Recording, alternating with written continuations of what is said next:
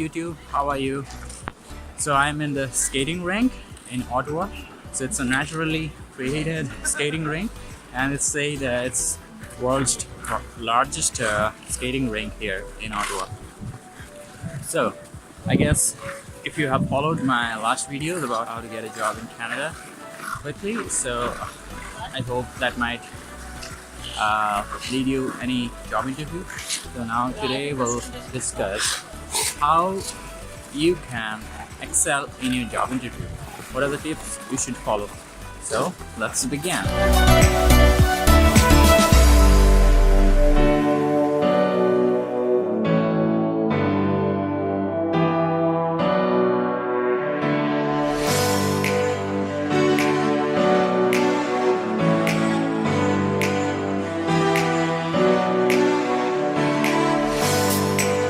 By the way, I did my 5K run before coming to here, so I'm pretty warmed up and not needing any more layers or a thick jacket. So even though the temperature is sub-zero, I'm not feeling that cold.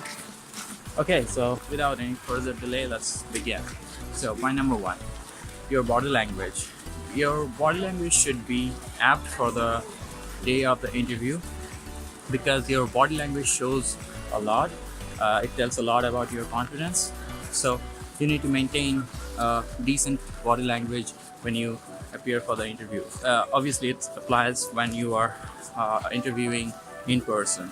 It doesn't apply when you are giving a telephonic interview. However, during telephonic rounds, be sure that the person who is taking your interview, he can hear you loud and clear, and your voice should not fumble.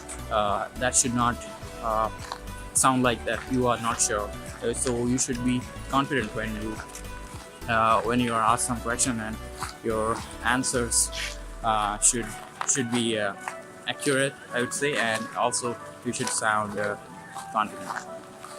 Now, overconfidence is a bad idea, so don't get overconfident. Try to judge the situation and try to get familiar with the panel members, and then after gauging the situation, you can be a little bit flexible with the tone or I guess with the mood. So moving to point number two. So it's very important that you concentrate highly on your skills.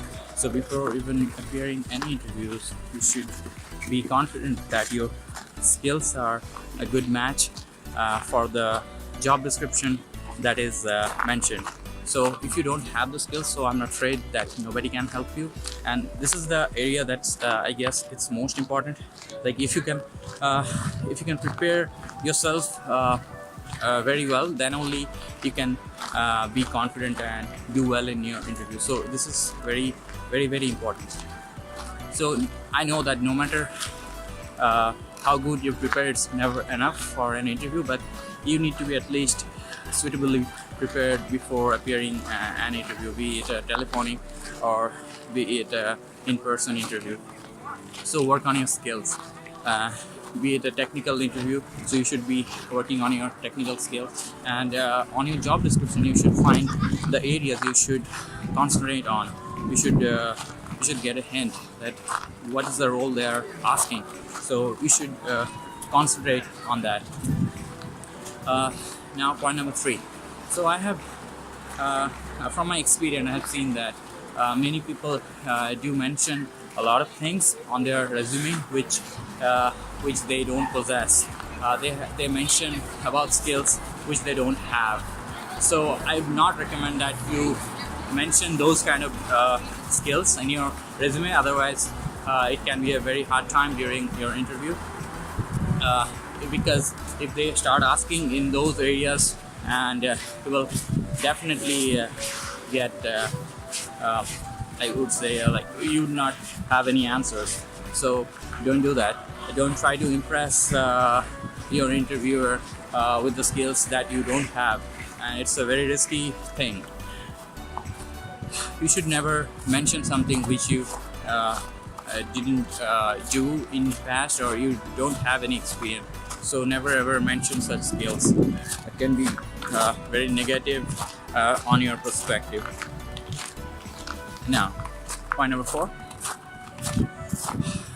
So it is expected that you won't have all the answers during an interview, so that is okay. So if you do not know a particular answer of any question, it's okay, but don't say that I don't know it. So from your own experience from previous work or any experience, you can mention that well, this is not at the top of my head right now, but given the chance, I would try to solve this problem using this such and such experience or such and such method. Or you can be honest about it, but don't like try to solve it in a different way, because a lot of time interviewer, they see what approach would you take instead of the correct answer. So it's not that they are testing your memory. Interview is never about testing your memory.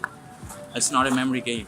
So don't get too stressed if you don't have any answer for a few of the questions. That is absolutely okay. Now, okay, I'll quickly do a turnaround because the road is almost finished here. By the way, did you know that this is a river that I'm currently walking on? It turns into a naturally frozen ice skating rink, which is famous in here. As you can see, a lot of skaters already. Okay, so now moving to the next point number 5. Okay, so never ever be rude to your interviewer. Like even though you don't have answers to certain questions or you feel awkward though, so don't try to be ever rude with the interviewer. Okay, coming to the next point. When you're given a question about any topic, like a situation, try to solve it with your past experience. I'm sure that with your previous employer you have a lot of situations or a lot of problems. So try to solve the question with those experiences. Trust me, that actually helps, because when you infer from your past experiences and try to give an answer, so it actually helps, because it lets them feel that you were in similar situations, or you were in a similar position or similar role, and you can handle the role first of all, and I guess inferring from your previous work experience, you would also be able to answer the question. So that is a good thing. So try to answer your questions from your previous experience. That's a good thing. Okay, now moving to the last tip, that being in a candidate's position is tough, but try to maintain your cool at all the time. Like it's always a stressful situation, and if you maintain your cool to the end, I bet that's actually good on your overall impression. So try to leave the first impression good, and always maintain your cool throughout the process, and I'm sure that should work just fine for you. So those were my tips, and please remember to subscribe my channel, because I'm coming up with new set of videos that would be helpful for your journey in Canada. And please share this video if you found this useful. The subscribe button is just below this video, and also leave your comments in the comment section if you have any query. And also we have created this Facebook group. I'll mention the link below, so you can join the Facebook group to post your queries if you have any query, and we'll try to respond with our answer.